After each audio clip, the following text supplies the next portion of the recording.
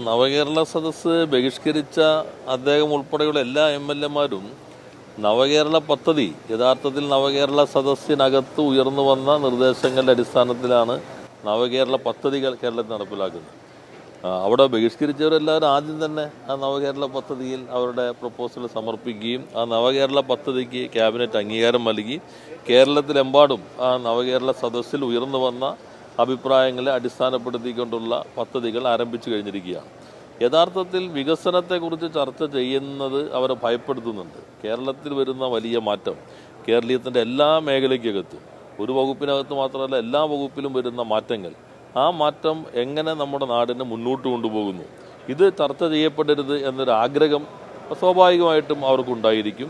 എന്നാൽ കേരളത്തിൽ ഇപ്പോൾ ഈ സർക്കാർ ഉദ്ദേശിക്കുന്നത് കഴിഞ്ഞ 10 വർഷം വന്ന മാറ്റങ്ങൾ, നടപ്പിലാക്കിയ കാര്യങ്ങൾ, അതിനെ തുടർന്ന് സമൂഹത്തിലും സമ്പദ്ഘടനയിലും വ്യത്യസ്ത മേഖലകളിലുണ്ടായ മാറ്റങ്ങൾ മാത്രമല്ല, ഈ സമ്മേളനത്തിൽ ഞങ്ങൾ ഉദ്ദേശിക്കുന്നത് അടുത്ത ഒരു 5 വർഷത്തേക്കുള്ള കർമ്മ പദ്ധതി കൂടി അവതരിപ്പിക്കുന്നുണ്ട്.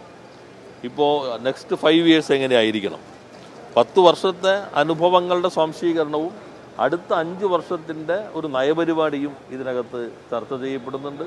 അത് എല്ലാ വകുപ്പുകളും സംബന്ധിച്ചുള്ള അതിവിശദമായ പരിശോധനയും ഭാവിയെക്കുറിച്ചുള്ള ഒരു നയരേഖയുമായിട്ട് മാറും. ഈ ചർച്ചകളെല്ലാം കഴിഞ്ഞാൽ എല്ലാത്തിനെയും ക്രോഡീകരിച്ചുകൊണ്ട് ഒരു വിപുലമായിട്ടുള്ള സംവിധാനവും സർക്കാർ ആലോചിക്കുന്നുണ്ട്. അതിൽ അടുത്ത 5 വർഷം എങ്ങനെ കേരളം ഈ അടിത്തറയിൽ നിന്ന് മുന്നോട്ട് പോകും, ഇതിനെക്കുറിച്ചും നന്നായി ചർച്ച ചെയ്യും. അത് കേരളത്തെ സ്നേഹിക്കുന്ന മുഴുവൻ ആളുകൾക്കും ഏറെ സന്തോഷകരമായിരിക്കും. നമ്മുടെ നാടിൻ്റെ ഭാവിയിൽ രൂപപ്പെടുന്ന പ്രക്രിയയിൽ ഈ അനുഭവത്തെ മനസ്സിലാക്കുന്നതിനും ആ മുന്നോട്ടുള്ള കാര്യത്തിൽ അവരവരുടെ അഭിപ്രായങ്ങൾ രേഖപ്പെടുത്തുന്നതിനുള്ള ഒരു സന്ദർഭമായിട്ട് മാറും.